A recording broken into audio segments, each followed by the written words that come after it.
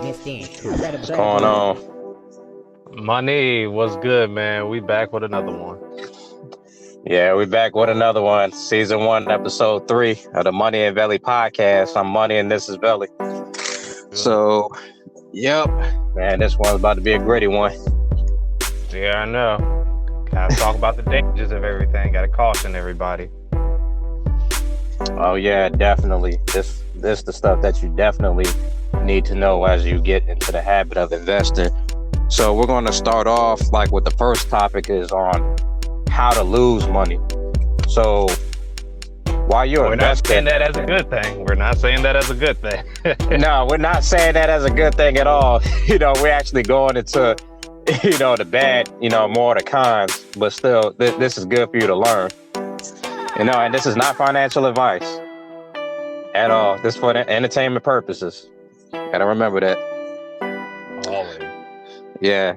So even though I sound excited talking about this ain't a good thing. Like, yeah, how to lose money. Trust us. We done been through it.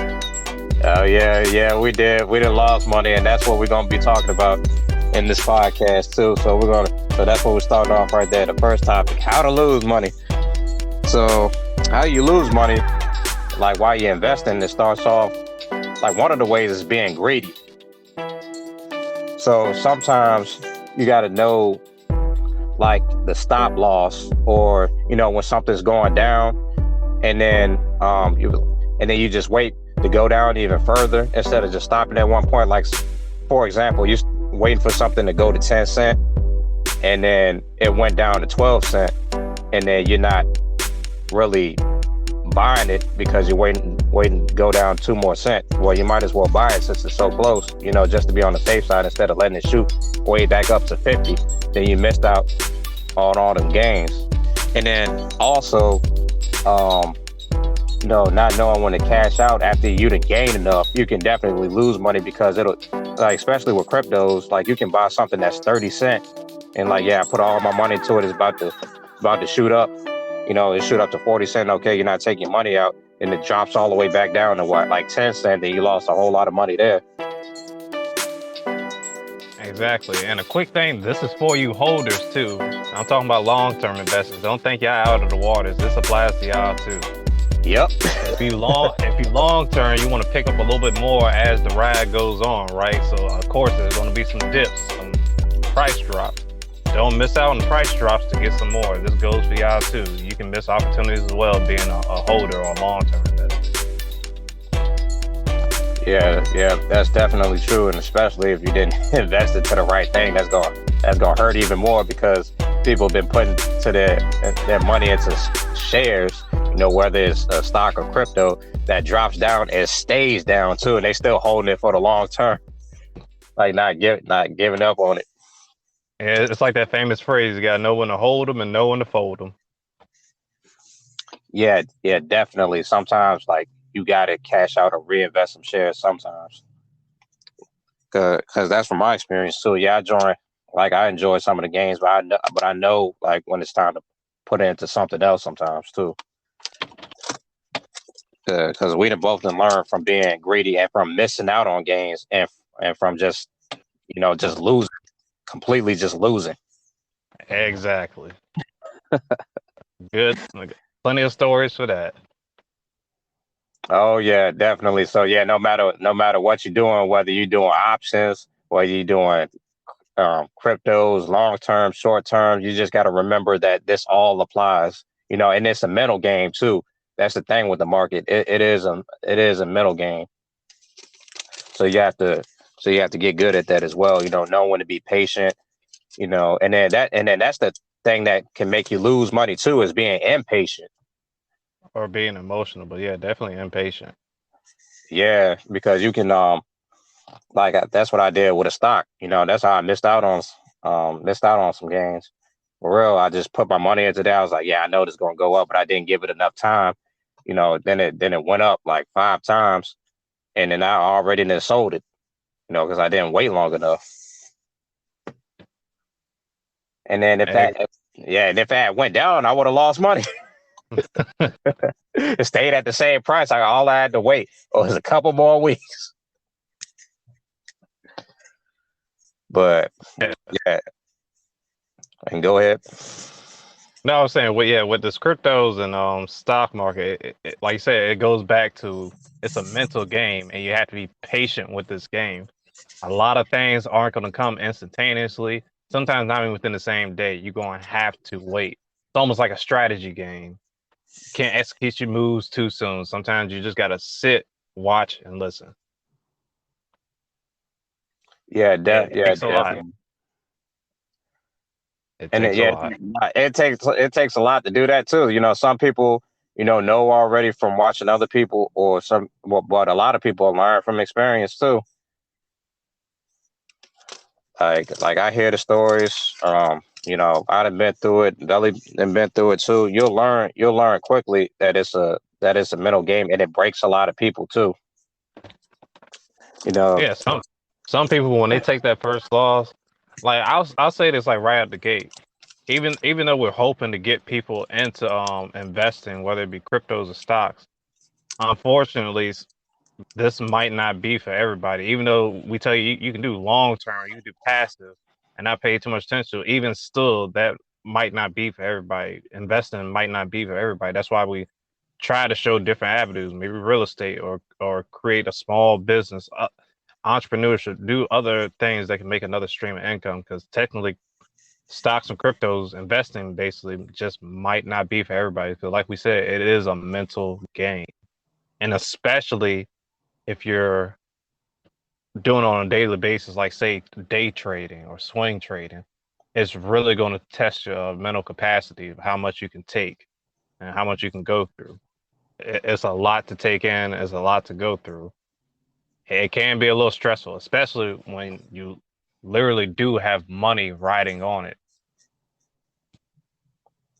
oh yeah, yeah, definitely. Yeah, that's another thing too. It definitely can be stressful because I've seen people, put money into this coin that everybody was on, just thousands of dollars just to sell it, and then that's the thing too. That's another example of being impatient. And then what is important is like if you know something is good and you put your money into it, especially for the long term, that consistency matters.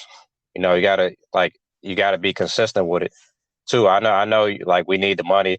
Need to take out shares sometimes to do what we need to do, but make sure you and don't stop it there. Just keep doing it if you have the chance to, and not give up so easily because it might do what you want to do in the future, and then you selling it for something you need and not continue building back up or rebuild it. You're gonna miss out on money too.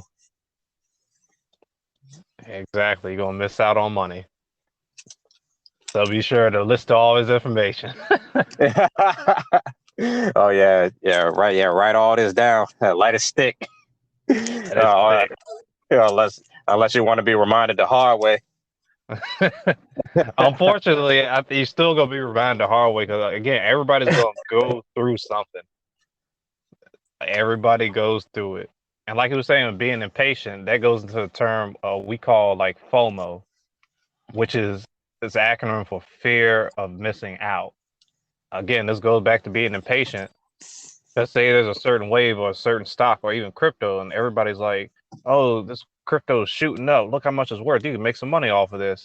And you hearing it on the sideline, like, "I got to get in on this." All my friends, I see people on Facebook making money. I got to hurry up and hop in this. And some people will literally dump a good majority of their money into the stock or crypto, and it doesn't pan out the right way. Say like the price plummets or something like that, and they don't know what to do. They threw all their money into it. That's because they got too emotional. If you were just patient, not even for a stock, not even for the price to drop, you just could have been aware of the market, seeing that this particular crypto stock wasn't going to go up anymore, or just wait your chance, wait for the price to drop instead of pouring your money in right when the price is at its highest, which that is never a good thing to do. Never a good thing to do. Like wait and listen. Stop being so impatient. Just sit there and wait. Exactly. And that's the point that we're trying to make there. One of the points, and then yeah, so that's called FOMO right there. And then there's also another word called fudding, which is another term that we're going to go over. And then we'll talk about like how news affects the markets, later on, like down the topics. But yeah, so fudding is fear, uncertainty, and doubt too. So that's what causes a lot of people to sell. That's the exact opposite of FOMO. It causes a lot of people to sell, and then that can affect the market too. So if you hear some news, or like you get a whole bunch of YouTube videos or videos on all over social media about talking about what happened to this company or what happened with this certain crypto, whether it's hacking or it's just something bad, um, it's going to be bad enough to cause people to sell, and it's going to put that fear in you to sell. And then sometimes it's not always right too, just depending on the case. Like you can miss out on money like that too. Like, yeah, it caused you to sell, without you doing a proper research. And then it actually went up in price because it wasn't what they said it was. And then you end up, either losing money or missing out on money, depending on where the price was at. Exactly. This all goes back into emotions. Like another thing, you can be too scared or be too fearful of something. And what I mean by that is, like, say in a trade, the setup is perfect. You're right where you want to be. The price is at it's reasonable to buy it at, but you're too scared to buy it. I'm not saying to the point you think about, should I throw all my money in it? No, always be responsible. You can throw what you're willing to lose, but at the same time, you're just too scared. You weren't wondering, is this price going to drop? Is it really going to skyrocket? Am I making the right decision? Don't be scared if you've done your research and you're patient and you conquer your mental fears. You don't have to be scared. Yes, there's still a risk, but don't be scared. That's another way you can miss out on money or lose money just by being too emotional or fearful. Yeah, Anger too. You can be too angry. oh yeah, too angry and frustrated. you know, Exactly. because like consistent losses. Be like, man, this market ain't going nowhere, man. I need to do something else. Take all your money out and then miss out on like on all them gains that you could have had too. Like a year or two from now too. Like a lot of people Exactly. ain't willing to wait that long. Which brings me to another term. I mean, we already talked about like FOMO, and then we already talked about fudding. Um, this kind of goes under fudding too. Like it's called shakeouts. This is well, like whether you were in crypto or you were in stocks. Like yeah, there's another term called shakeouts. So it's basically what I explained. Like some news happened with this company or share, then that caused you to sell, and then like the percentage of traders like decreases, but they're all getting the most gains because it wasn't what it seemed it was, or it was what it was. Well, It wasn't as bad bad as it news. seemed. Yeah. So yeah. So another way. So shakeouts right there. So there's flooding. There's FOMOing. There's shakeouts. Those are the different terms that you're going to hear, while you're getting active in investing and also doing the research. Like those the terms you're going to hear, or you're going to end up reading, and then you look up to see what that word actually means, probably in Urban Dictionary or something, Or you're going to go through it yourself and find out truly what that means is. and know what it means without knowing how to explain it, probably.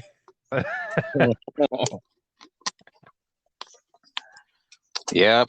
So, and then we're gonna go into like this is going to go on like losing money too, like scams. Oh yeah, the scam story. And this is definitely for crypto because there are different ways that hackers get to a person's funds, and it's crazy, when you find this out. Like there, but before I go about the hackers, we're going to go about like what we mentioned in the other podcast, while we was having that debate. I mean, not podcast, but episode while we was having that debate. Like when I mentioned pump and dump, like remember that? I'm pretty sure even the crypto newbies heard about a pump and dump, but I'm gonna go ahead explain it anyway, because it's when like these founders of a certain coin that comes out, doesn't matter whether it's a meme coin or they said it does something. So they come out with this coin, have a whole bunch of people buy it. The price goes up, but the people who created the coin had the most shares in the first place. So they're going to sell all that. The price goes down. People lose money who bought into it, and then they just collect it all, and the price never goes back up. So those are pump and dumps right there. And one of And them is same sense. I hate to cut you off. In the same sense, people like me and you, we can do pumps and dumps too. It's on a small scale, but it's just for our personal gain. Because we know this particular stock of crypto isn't going to go anywhere. Not necessarily become famous, but at this point in time, we know it's not going nowhere. We know we can make a quick buck off of it. So what we do, we pump our money into it. As soon as we get the profit we want or it hits our target price, we sell it, we dump it. That's what a pump and dump is. We can do it too, just not on the same scale. nope. And then so one of the coins that I was going towards was Squid Game. If you ever heard of that one, because there was a hit TV show called Squid Games, and then they made released a crypto called Squid Game, and then it went up high and then it went straight down. Like the founders who had the most shares then sold out, ain't do nothing else with the project, and it's just been down ever since. So yeah, so everybody, and that's a big problem in crypto too, and especially people making their own cryptos, they can lure you into that what they're doing with their project also. So yeah, there's a whole lot of pump and dump coins, up until I believe when crypto gets regulated. But yeah, that's one of the scams that you got to watch for. Then the other thing is involving these hackers too. Like one of the scams I'm a name is called SIM swapping, and then there's stories behind SIM swapping also. So this one story I'm gonna go over about SIM swapping is this one guy who, like, he has a family. Him and his wife was storing cryptos on the exchange, which you shouldn't be doing anyway. You should be holding your own private keys. Like I said before, that's another way to lose money too, just holding it in the exchanges and giving the exchanges control of your private keys. So he held it on the exchange. That's one way he messed up. So he held it on the exchange, and then this hacker got a hold of his information too, enough to where he can convince his service carriers to give access to his phone number. And so he got access to his phone number on another SIM card, on a blank one, and he ended up using his phone number to get into his account with this two-factor verification. So one of the ways to verify that that's actually you in that account is they send a code in a text message to your phone. But since he had access to his phone number, then he received the text messages, and then that's how he got into his account, and then he took his coins, every single one of them, $75,000 worth of them. Mm. So yeah, so you gotta be careful with your information, and definitely be careful, especially when you're investing in cryptos.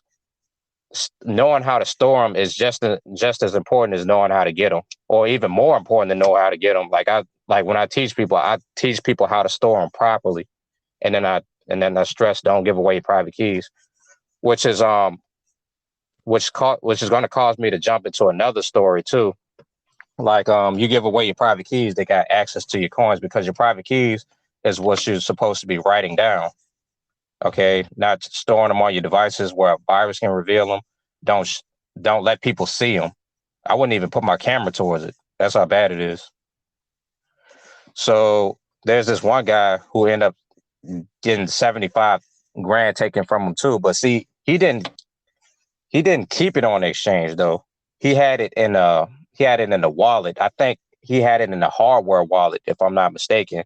Hardware or software wallet, you store your private keys anyway. So he had it in the actual wallet, not in the exchange where you buy coins off. So he was getting help from what he thought was customer service. And the hacker tricked him into thinking that they were customer service. they tricked him into giving them they tricked him into entering his private keys. No, he thought if he was give him his keys that they could help him, but no. So as soon as they got a hold of his private keys, they stole 75 grand off his wallet. So and then that, like, a lot of people ain't the same after having that much money taken from them, especially if they need it for the future. Like, I guess not. this I is all. definitely want to be the same. You take 75 from me. I definitely wouldn't be the same either. Uh, and then even if you're like, oh man, because remember I showed you the screenshots, like when this guy was having all them stakes. This is gonna Yeah, go on the yeah. time too. Yeah, because just in case y'all don't know what a stake is people have a certain amount of coins, and then they set it up to earn interest off them. That's what staking is. Staking is just earning extra coins in crypto. Earning your dividends. So that's one stake, but he had 11 stakes destroyed because how the system works. Somebody had got a hold of his private keys and then try to access his funds, but most of his funds end up getting destroyed though because he was trying to take them out too early. But regardless, he lost all that money. I'm looking at this, like, he lost 400,000, losing 500,000, then another stake worth 40 million he lost, and so on and so on. But yeah, that's a lot of money, and that's why you should keep your keys close. Don't share them. Do not share your keys to anybody. You're the only person supposed to know your keys. No one else. Don't let nobody else have access to your cryptos, which is why you should not store them on an exchange, where you buy these cryptos off of, which is going to lead me to explain, like, the situation with this Netflix documentary called Trust No One: The Hunt for the Crypto King. Remember I told you about that movie just a second ago? Yeah, you were just explaining it to me. I ain't never heard it. Yeah, so I looked at the whole documentary. It's real interesting too, but it made me want to stress even more about security. Whether I'm on the podcast or whether I'm teaching my students too about why you should store your cryptos properly too, because this guy up in Canada then made an exchange, a crypto exchange, where people can buy crypto, send their crypto there. People were storing it on there, and they were storing like 500,000 and more. The founder had all the keys. So the site ended up shutting down, and he went to another country and supposedly died. So a lot of people who had no, so everybody who had their crypto stored on there, like that, they lost the money because he had all the keys, and nobody knows if this guy is really dead or not. I doubt he's even dead, and then I'll explain that.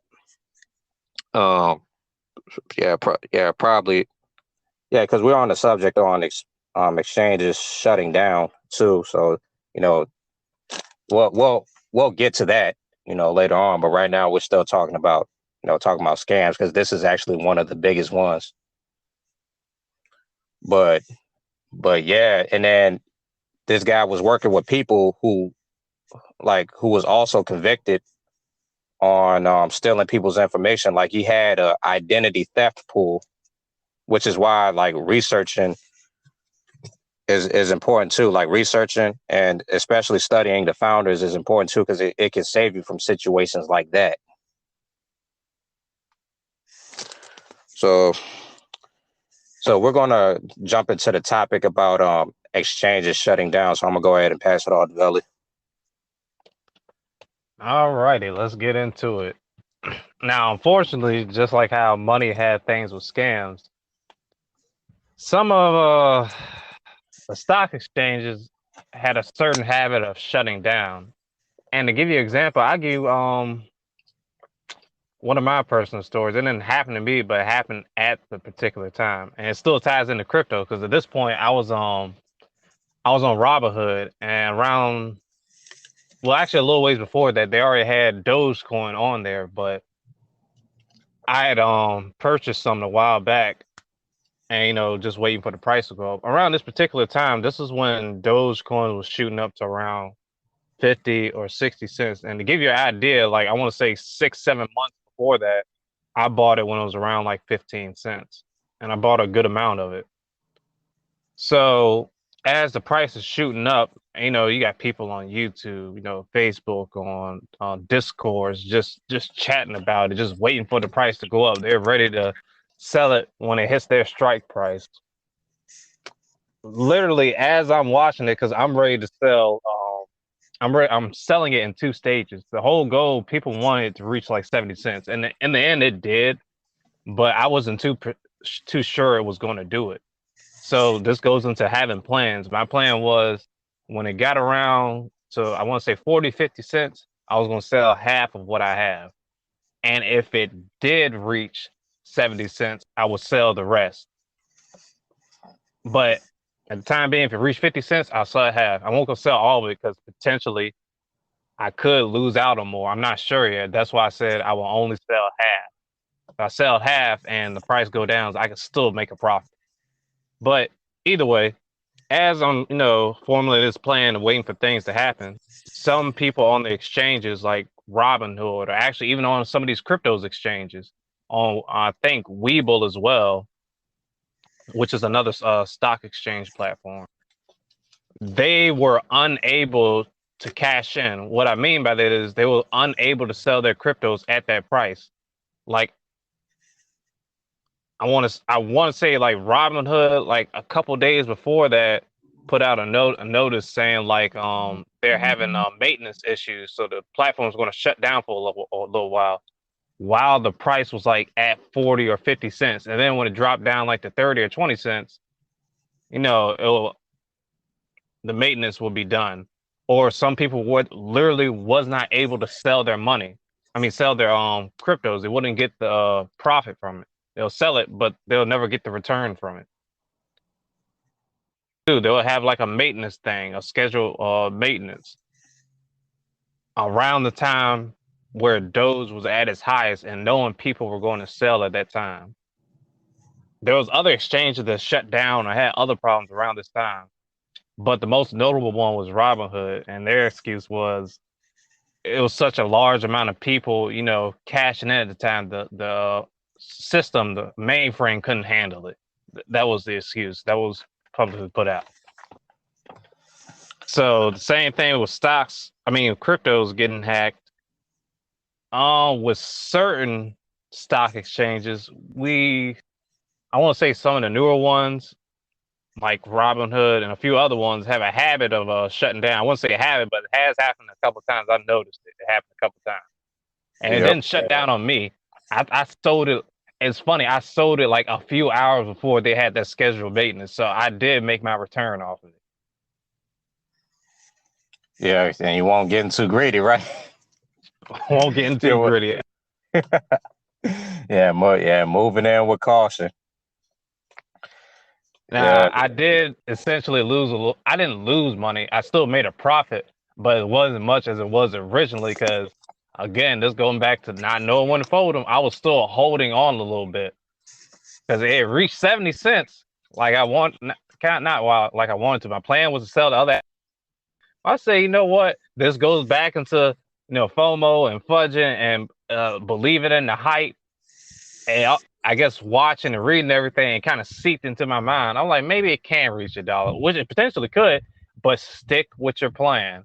You have a plan in case things go south. That's what the plans are for.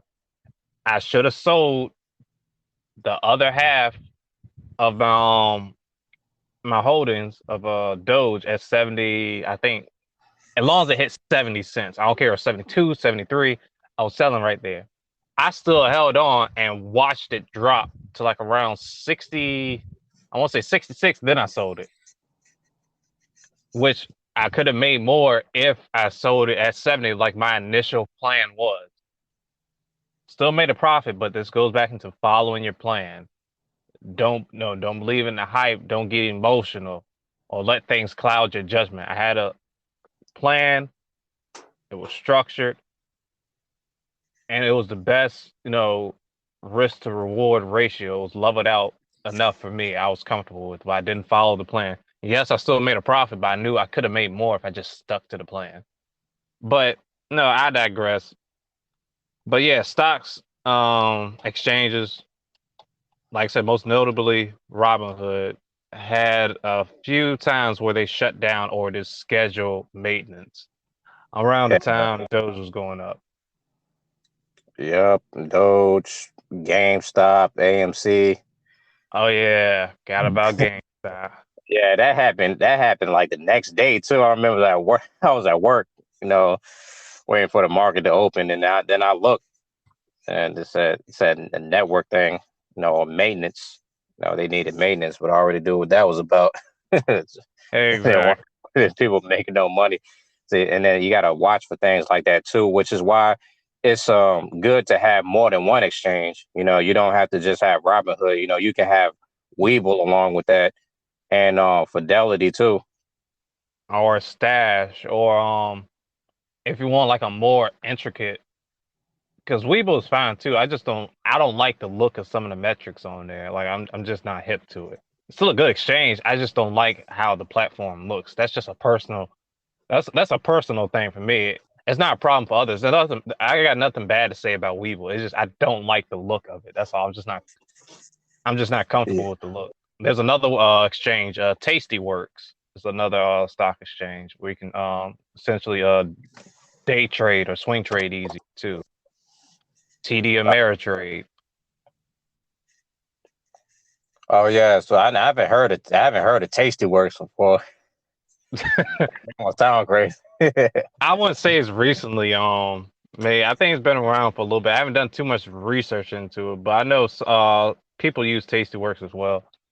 Because one thing I think, pull up like say, example, like credit spreads. Like you wanted to know the definition of a credit spread or something, which I'll talk about that a little later in this episode. Oh yeah, and then That you can go in on your horror story too. Oh yeah, What I ain't forget because credit it's pretty crazy. It's sad too, really. Yeah, yeah, definitely sad. Which is why we giving this example of how like it can just mess with your mind. The market just mess with your mind. Like like I remember I was looking at these YouTube videos, while I was learning about trading, and talking about beginners going into the market, like how people that don't know that much be having this coincidence where every time they like sell at a lower price that they had invested for, then it goes back up, or then it goes back up. They buy, then it goes back down every time. And for people like that run into that problem, the best advice I can give to you, even if you learn nothing else, literally buy low and sell high. If the price is lower than what it originally was, buy it. If the price is higher than when you bought it for, sell it. Buy low, sell high. So, Yeah, sell it, reinvest it, do whatever you had to do. do whatever you got to do. Just buy low and sell high. People run into this problem. This goes into FOMO and all other things. When they see the price, it's at $450. It's worth something. They buy it, and then the price drops. Oh, it's only worth $420. I'm losing money. It's time for me to sell it. No. No. Oh man, that gets so many people too, man. And that's the thing with buying low and selling high. That's the con about that too. Like you get so used to buying low, is like you looking for like the next thing that's under a penny that's going to blow up, and then you miss out on other opportunities. Like you miss out on shares that's like $7, and then that went up to like 200 because there was one share that actually did it. I can't remember the name right now, but it was literally $7, then went up to a couple hundred, Mm, and people could have went in on that, not thinking, because that's technically not an expensive share. It's just expensive compared to what you're used to. right. So yeah, people who was so used, like me, was so used to buying stuff for pennies and under a penny. Like, nah, it's $1. That's too expensive. I need all these shares. And then it goes up. Like you definitely feel like you missed out because you was looking right at it when it was that low.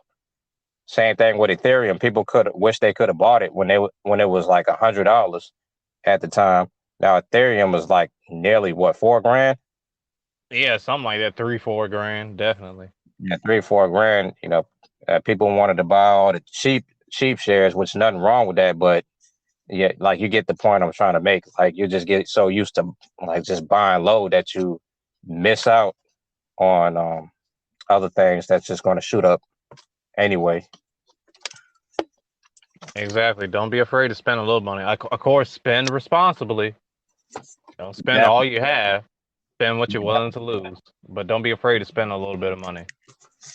yeah, yeah, definitely. We like just like man, people throw their life savings into these shares at times too. Just like in that documentary I told you about, there's this one guy who literally threw all his savings, like $400,000 or $500,000 worth of his savings into this crypto exchange that end up shutting down anyway and taking all his money.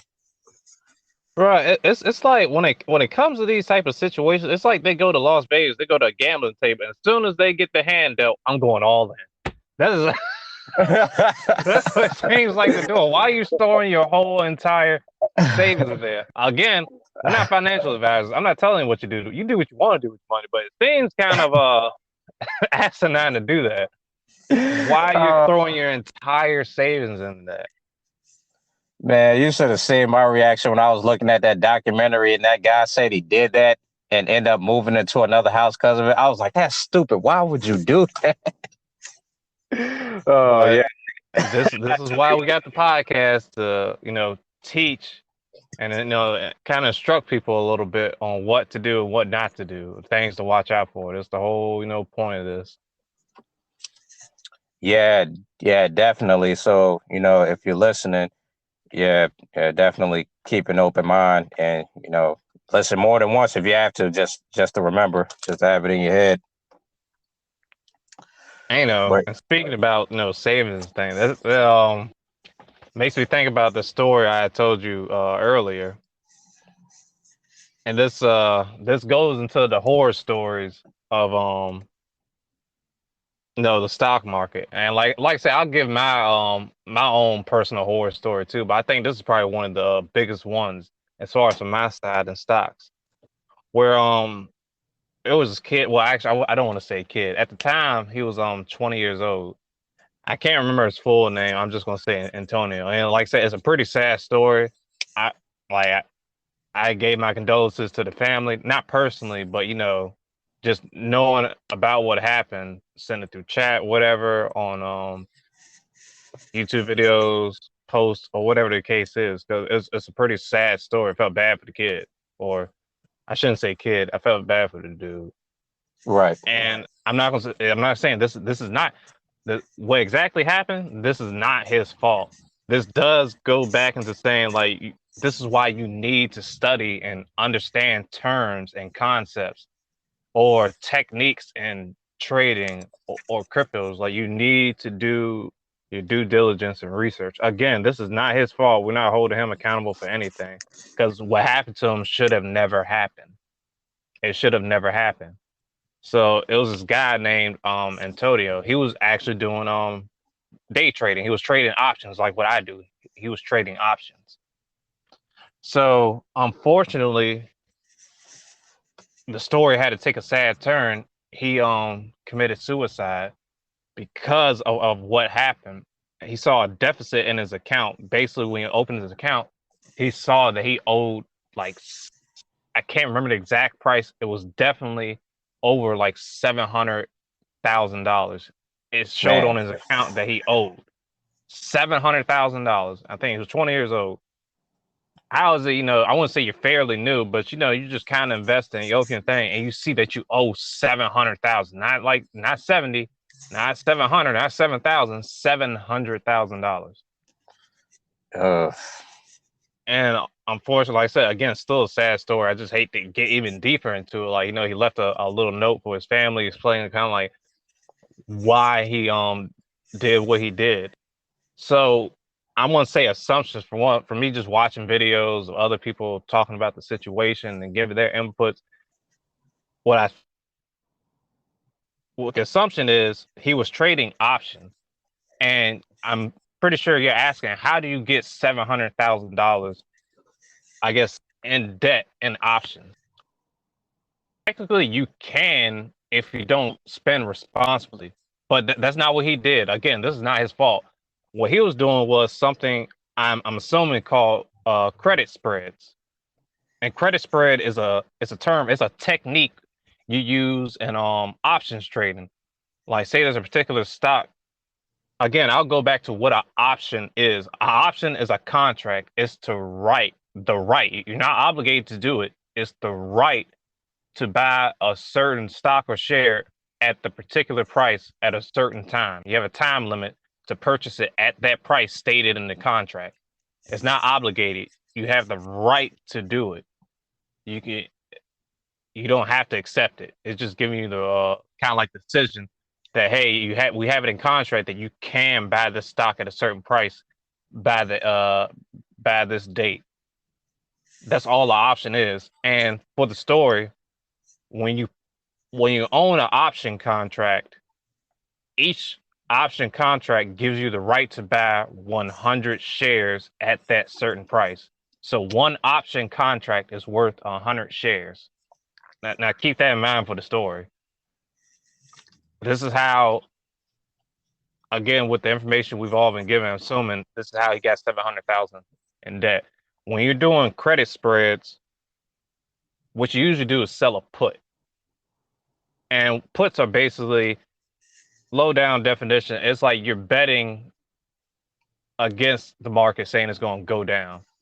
You either buy a put saying, when I buy a put, if Apple's worth $100 right now, if I buy a put, I'm basically essentially betting that the market is going to go down.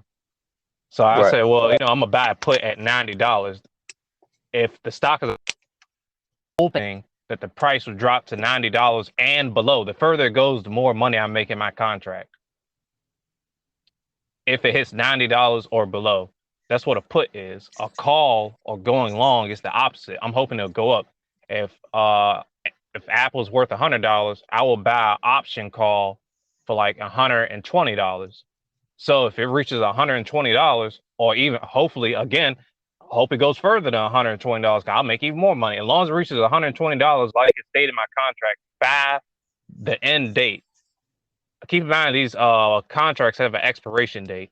As long as it reaches that price or above it by expiration date, I can cash in on it and make that money. That's what options is, and that's what a call is. So again, with credit spreads, you could do something called selling a put. That means I'm selling shares I don't have. It was a naked put. We call it naked puts. You sell something you don't have. So when you sell a put, you get a credit in return. Like, this goes into buying at a particular price and how long to expiration date. All that fluctuates the actual price of the contract.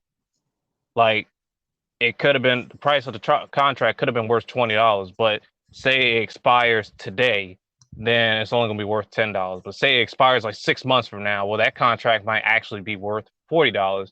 And where the strike price is will dictate, again, how much that contract is worth. But not to get too far from the story, he did a certain technique called a credit spread, where, again, it didn't show what stock he bought or how much he bought of it. But just going back, mathematics and stuff like that, you can buy more than one contract at a time. So you got to remember, one contract is worth 100 shares. Now, say he bought 10 contracts, and say that particular stock was worth $10. Again, each contract is worth, so you do the math, 100 times 10, which is 1,000. Okay, well, say he bought 10 of those. That's 10,000. Say you bought 70 of those, that's 70,000. Like, you get what I'm saying? This is what adds up, and that's just off a $10 contract. Say the contract was worth like $100. Then you start getting in astronomical amounts. This is where you get into that, or not even $100. It could be like 50, 60, whatever. This is where you start getting into the hundreds of thousands if you bought a certain amount of contracts. And when you sell puts, or when you buy options, when you do options trading, there's a thing called assignment. And what that means is, again, these option contracts have an expiration date. There's a thing called exercising the option. Remember, the contract states you don't have to buy it. It gives you the right. Well, that's true, but in the instance that it's near the expiration date and you haven't sold off your contract, you can get assigned to it. And that means for stocks is a two-party system. For every buyer, there's a seller. For every seller, there is a buyer. Since he sold that put and received the credit, somebody had to buy it. So when he got assigned, that meant somebody on the other side exercised their right to buy the shares, that contract for 100 shares. Well, remember earlier in the story, he didn't actually have those shares. He sold a naked put and he received the credit. So that money had to be forked up. So on his account, that's why it shows 700,000. But here's the other thing to the technique he was doing. When we call it a credit spread, you sell a put, and at the same time you'll buy a put at a lower price than the one you sold it for. By doing that, instead of selling naked put, the one you bought is kind of like a backup system in case somebody exercises their right on the other side. Because remember, you sold naked puts and now you bought a put too. It kind of like cancels each other out. So you'll only lose within the difference of the price. And he did the technique correctly, where he did this credit spread correctly, where it did protect him. But here's the thing, on Robinhood, it will literally show the deficit on your account. And then this goes back into knowing information and studying and figuring out exactly what you're doing and what type of technique you're doing and all the nuances of it. But again, I think some of the fault lies on Robinhood, where it showed the $700,000 deficit of what he owed. So the other, in the credit spread, the one that he bought, it should have kicked in and only would have showed like maybe him owing like $100. But for some reason, the way the Robinhood system works, it shows you that deficit, even though that you don't owe that money. That's not true. You don't own that money. You don't owe that money. That's not true. When you do the technique, he did it correctly. It should not show it. But for Robinhood's system, it does show it. And again, he didn't know that. So all he's seeing is $700,000 that he owes. $700,000. How are you going to pay that at 20 years old? So unfortunately, he left a note and committed suicide. Like I said, it's a sad story. I know I went a little bit longer with the story, but I had to explain a couple terms a little bit in order to get the point across. Yeah, and this is a good example of why you should do your research too, to avoid misunderstandings. That's for one. And then two, just to save you from other people also. Just like I was making a point about these hackers earlier. Because, and then this goes into cryptos too, because like when you study cryptos, like you have to, you'll come across like these videos, or when you read about it, like you'll come across scams, but you'll know not to get scammed. Like when you study cryptos, you'll know that that each crypto comes with a certain address, just in case you have to add them. And then I'll talk more about it like in episode 4, or like in the further episodes, like how we explain how to get access to all this stuff. But one of the ways like when you study in cryptos and you do your good enough research, you'll know that these coins come with a certain address just in case you have to add it when you have to get it from an exchange, especially from a decentralized exchange. So and then sometimes when these cryptos come out, like for Green Zone, for example, this coin came out, and then somebody, end up making a fake one too. So, like while you're getting it from a decentralized exchange, when it was on Tron at one point, now it's on another chain. But when it was on one like Tron Link at one point, you all you had to do was add the address. So then you can just add buy the coin whenever you want to, but you have to add the right address. So they had to put so because of that hacker who made a coin just like it, just like the GZX coin, but with a different address, Green Zone had to put the right address on their website for people to add. If not, then you're going to get scammed. Like you're going to buy a worthless coin and they're just going to collect your money. And then that's So, also going to lead. And as far as talking about terms, when you get into cryptos, you're going to hear about airdropping or airdrops. So what airdrops are is when you receive certain cryptos for holding another cryptos. It's not like staking, but like say if you had a coin like XRP and then Sologenics just came out, or a whole new company that's going to build off that platform. They're going to start releasing coins for the people who had this coin first. A certain amount each coin. So you're getting free coins for holding a certain coin, like whether it's going to be in an exchange or in your wallet. So, and then there's different ways to get airdrops too, to get these free coins. So people, based on the news, there's people out here making fake airdrop websites. It was like, oh yeah, this website supports the airdrop for this coin. All you have to do is put your coin on this website on a certain day, and then you get these free coins airdrop to you. And then they end up running off with people's money.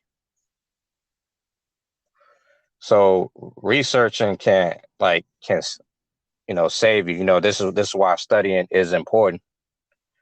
Not only study the founders, just like the point I was making about this Bitcoin documentary that I told y'all about earlier, where these founders were just sketchy from the start. But there's also another scam, like now these scammers trying to get into the metaverse now. And then I researched some founders like from the hyperverse who started scams before they even started the hyperverse, the metaverse platform. And now they're on the run with people's money too. So I had to warn some people about that also. So yeah, if you just jump into something right away and then you don't do your research, you can get hurt. Or if you don't know enough about the thing, just like I told you about coins and the addresses, then you end up trying to copy an address and end up without knowing that these things can be fake, without checking them properly, then yeah, you can lose your money too. All right, I'm back. what's good? Hey, sorry, folks. We got some technical difficulties over here again. We promise we'll get it fixed eventually. Been doing 3 episodes straight. At least it won't as bad as the other two. Exactly. We're gonna work it out, just starting out. But again, we're gonna hop back like nothing ever happened. So I left off where I'm talking about it wasn't the dude's fault, the one in the story with the 700,000 deficit. It wasn't necessarily his fault. Like I say, he was fairly new. I assume so, because he knew enough to execute the technique, but I guess didn't understand the nuances of it. So, like I say, it wasn't necessarily his fault. And again, some accountability got to be held on Robin Hood's point, but like even showing him that, knowing that he did not owe that much, that his account wasn't in that much of a deficit. So that's why you always got to do your due diligence, research, learn, gain more knowledge, ask questions, dive deep. You have to know and understand this stuff. And speaking of that, that kind of It kind of goes into our own little mess ups and horror stories. Oh my god. Yeah.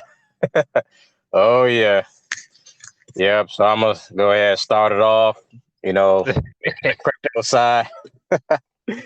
Because I remember like one time I thought I lost like 7 or 8 grand at one time. This is why you shouldn't be panicking too. You know, like keep your mind straight. Also, especially when you're messing with certain hardware wallets, because it's good to have a hardware wallet. But I thought mine had got rid of all my cryptos, like causing me to put in my private keys again, and then it still won't showing up. But if I had kept panicking because I was sweating, like I was to the point where I just stood up for no reason. So, but it turns out like the deeper I looked, because I kept calm somewhat, that the I did something on an accident, which is why you got to pay attention to what you're doing too, especially concerning cryptos. Like if you send an address, double check, go back to the page, and then copy it again if you have to, or just look back and forth just to make sure. Because if you send your cryptos to the wrong address, then you're gonna lose them. So just apply that same knowledge to everything you're doing, especially when you're storing cryptos also. So what happened was, so as I looked deeper into like the wallet's features, it I did something on an accident, which is I started a private section within the wallet that's not going to show. So that's why I didn't see my funds, but my funds were still there. I just had to turn it off. So it was like a hidden folder, Yeah, it was essentially. definitely a hidden folder. So if you want to learn from this, just pay attention to what you're doing. Learn more about the wallet that you have, like when it comes to storing your cryptos, so you can not overreact and just stay calm. Don't overreact. Just stay calm. Look, like double check. Look deeper if you have to. And then there's a time where I actually lost money too.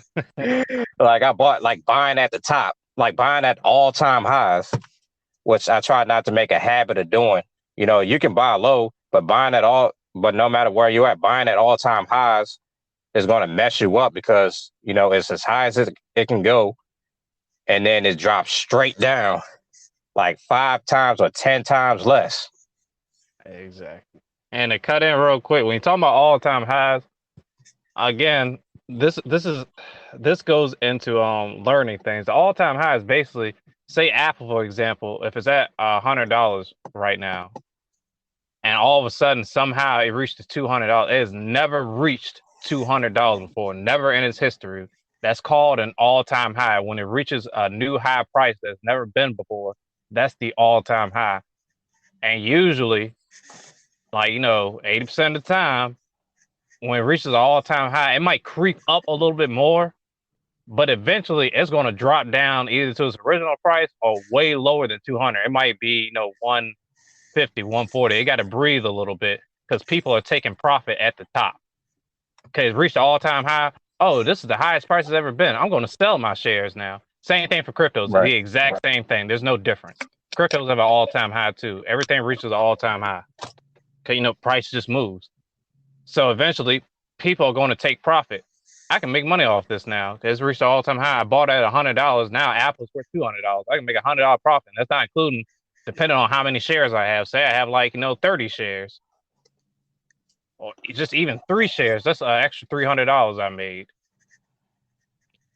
So don't ever make the mistake of buying it at the all-time high. Oh yeah, and especially it with will crypto, drop. especially cryptos, because cryptos drop heavy. They drop heavy, but if you got the right one, and if it's not a pump and dump, it'll go back up eventually. But still, I lost a lot of money doing that. Buying all time highs, and then I also lost, just like I talked about earlier about double checking your address. I also lost money sending it to the wrong address because I didn't double check. There was like 2 addresses like close to each other, but they were 2 different addresses when I was doing a Ronin bridge, when I was crypto gaming. So I tried to add funds to my game, but I end up copying the wrong address and I lost money. I didn't lose too much, I lost $50. But imagine if I had, transferred like all my money, tried to transfer all my money, I would have lost $700. So Crazy, that man. taught me to double check. That taught me to double check the hard way. I'm still mad about that 50, but it could have been much worse. Oh, I can tell you much worse. And then there's another thing that scared me to death too, because like some wallets work different.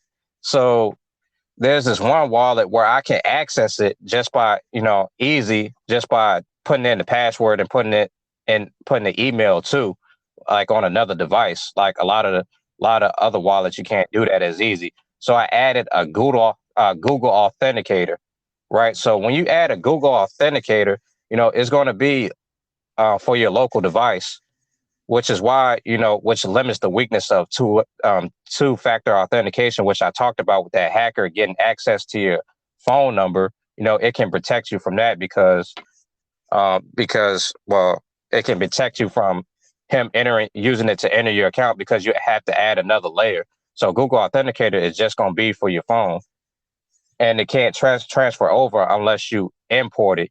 So like when you get a new phone and then you transfer everything automatically, all your files, that authenticator is not going to go with it. You have to literally go in there and then put it in there, or you're going to have to write down your keys, which I'm glad I did when I go into the store. So I had to add another layer of protection. So if I try to enter my email and password to get into my wallet on another device, I'm gonna have to have that Google Authenticator. So I have to actually go back to my phone to reveal it. So so that way nobody else who has my email or has my phone number can access it. So that's what I did. I added another layer. Um, I forgot that I wrote it down. So when I had gotten a new phone, I transferred all the files, but I didn't go back into that authenticator and import it into that phone, because it's not going to go nowhere else automatically. And then so everything's already up. The phone is already off. I can't go back into it. So I try to get into my account just by entering the email and the password, but it needed that authenticator, which I left on my phone, and I couldn't go back on there. But I had, so that scared me to death right there. I was going to, like, I had sent the email and everything, but then I forgot that I had wrote it down. I said, let me see if I wrote it down. Then I wrote it down on the card and stored it somewhere safe too. So I already took safety precaution. I was smart enough to write it down. So that was a huge relief right there, because I would have lost a lot of money. So yeah, so take, extra steps to be safe, and yeah, just pay attention to what you're doing too. Definitely pay attention to what you're doing, because I can tell you some ways to lose some money. Oh yeah, go ahead. Because I lost money.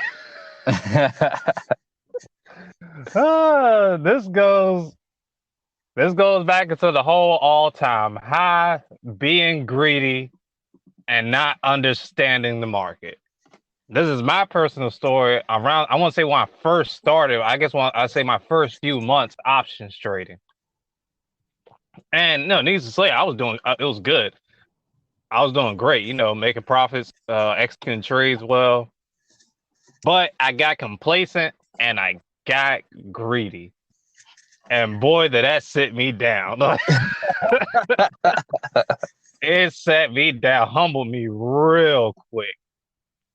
Because you can execute, of course, like just like buying more than one stock, you can execute one or more options trades at the same time.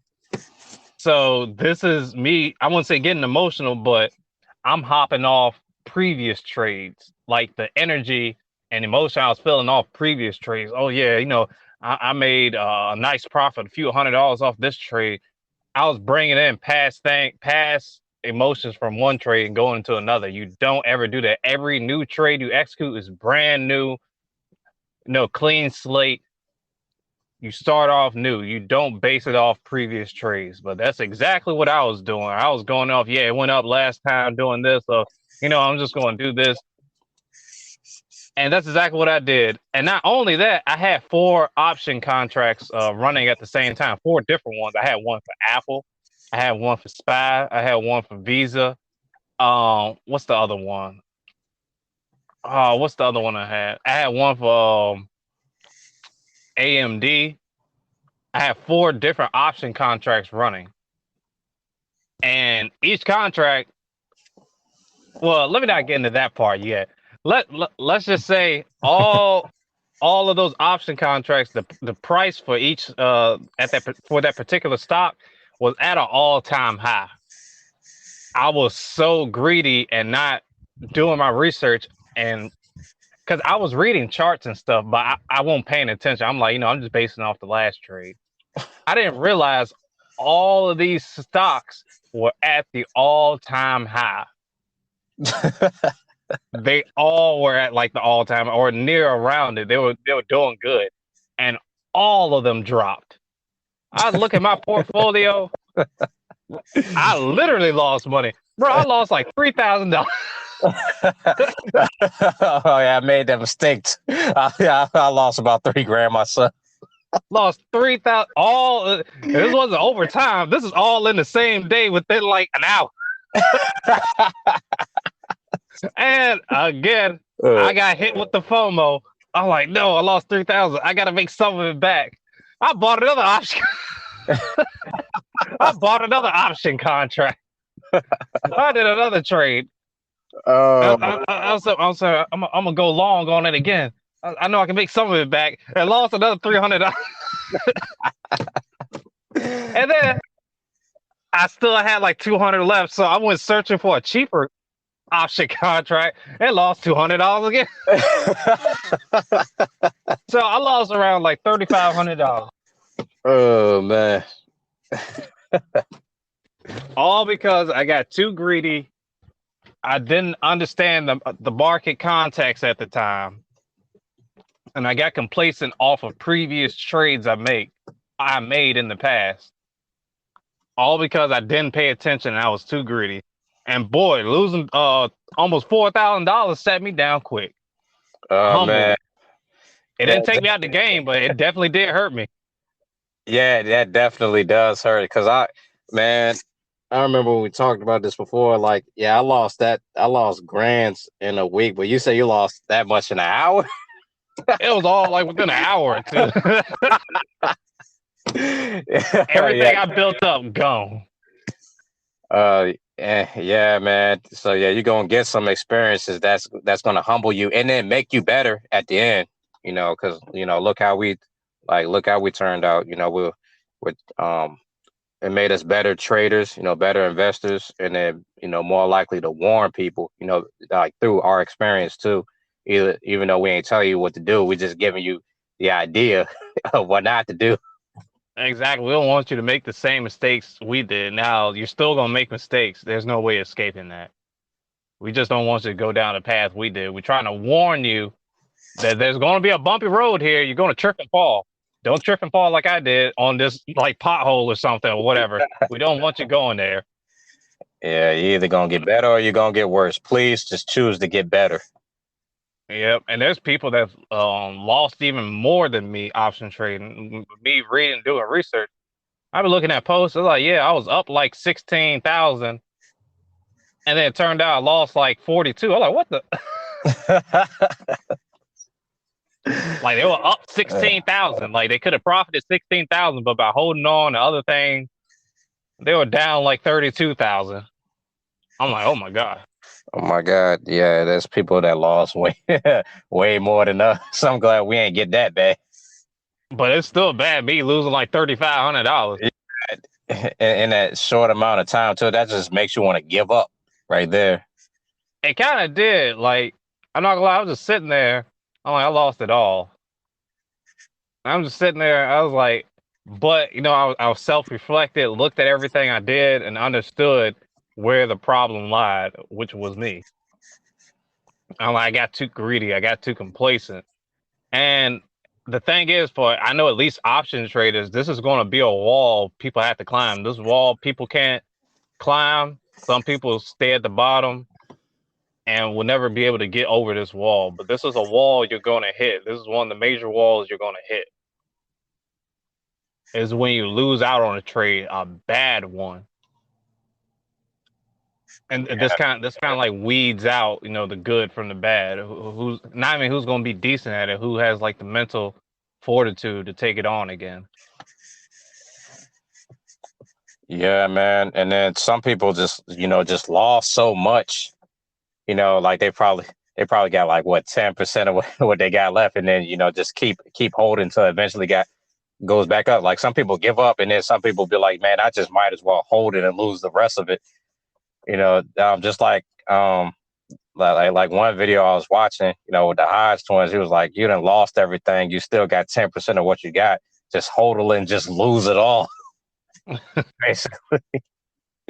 So yeah, you can't go into this game and then expect not to have losses, but just do your research and pay attention attention to what you're doing.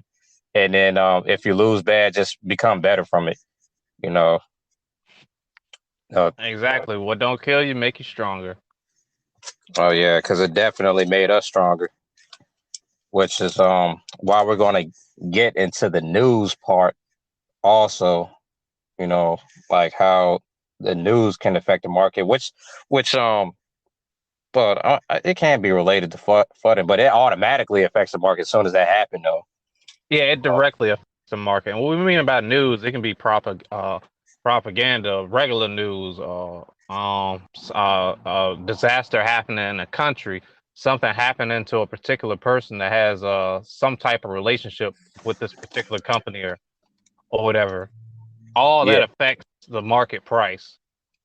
yeah, it can be a disaster, it can be a war, or it can be a massive hack, and then the market goes down. Yeah, and either the price will go down or something good can happen in the news and the price will go up. Like to give a quick example, like a presidential election that can affect the market because we don't know who's going to be the president at the time. You have certain investors, major ones. Again, this goes back in the terms we call them whales.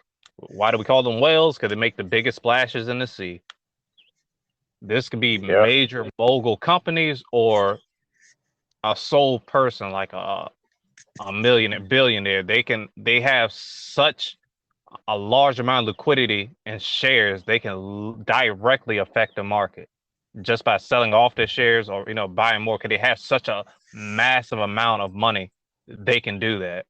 So maybe some of them don't like who the president might become, or is that the president they wanted. They can withdraw their money, and they can sell off their shares or a particular company. And it's not even them, it's just the market sentiment and how the market feels. A large amount of people don't like that particular decision or who the president is. It will literally affect the market. Another example, give Tesla, for example, Elon Musk. No, knock on wood. Let's just say um, he found out he got a disease. It's a curable one, but he just got a disease. But we won't have all the information what disease he has. I'm not saying he has one now. This is just purely hypothetical. That he contracted some type of disease, and we didn't get all the information yet that this is a curable disease. We just know off the news he has a disease. I guarantee you it will affect the price of Tesla. It would drop pretty significantly. And then say we did find out what disease it has, and if it was a very incurable one, it would definitely drop. Because now, like I said, we found out he might not have too long to live, or whatever the case may be. All that will affect the market.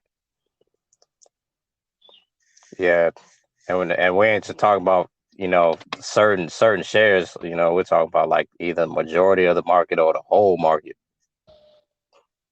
for real.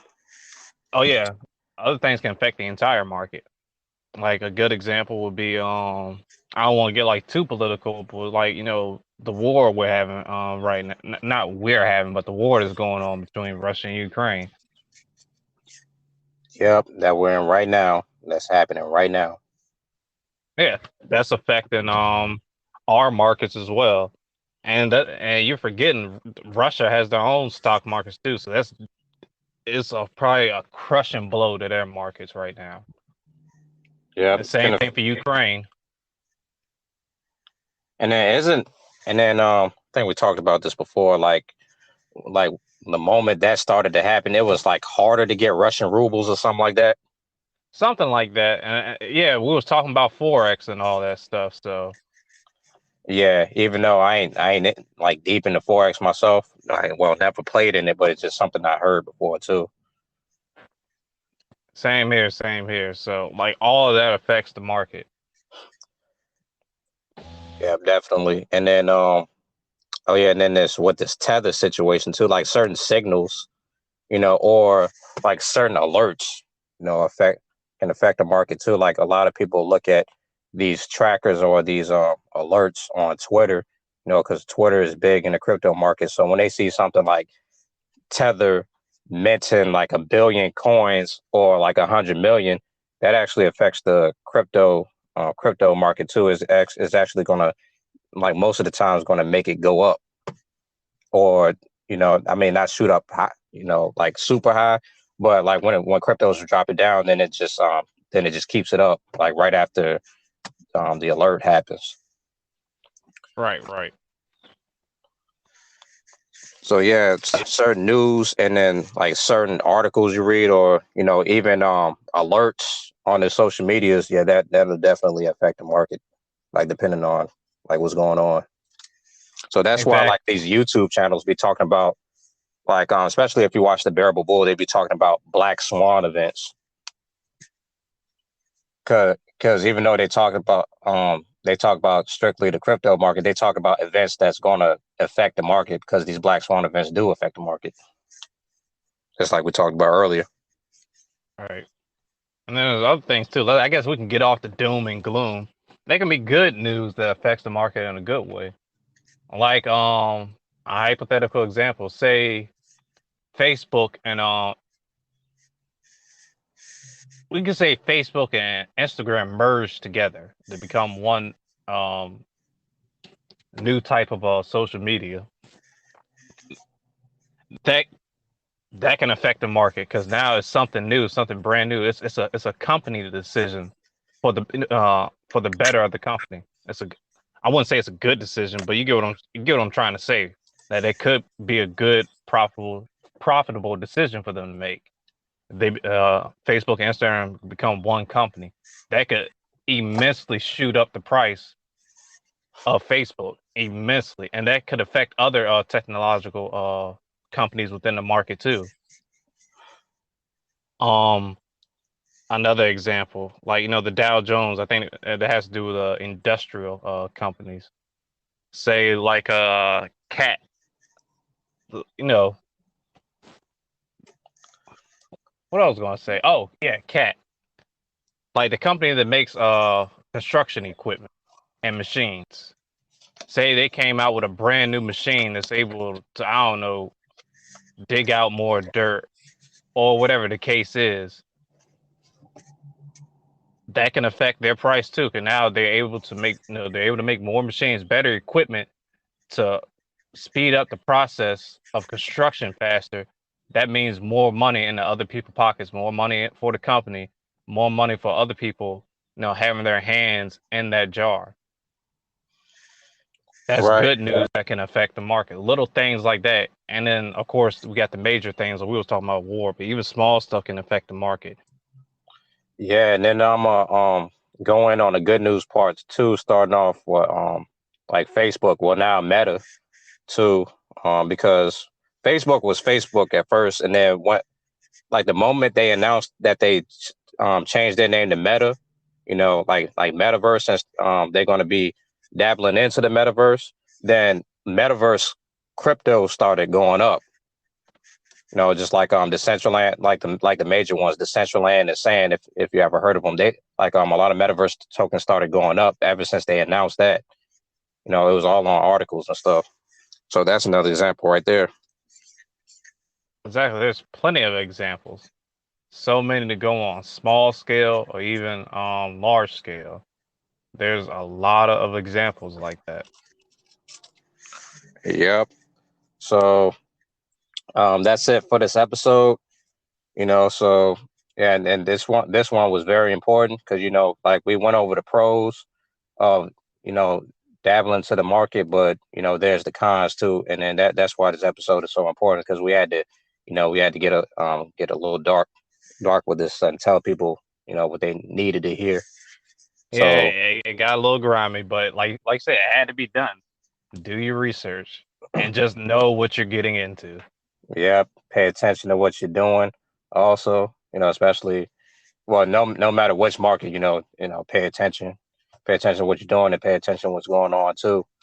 So you won't miss out on certain things or make certain mistakes also. But this is not financial advice. This is just for entertainment purposes. That we have to state over and over again. And no, we're not rich. We just talk about money. We just like talking about money. That's all. Don't even ask us for money either.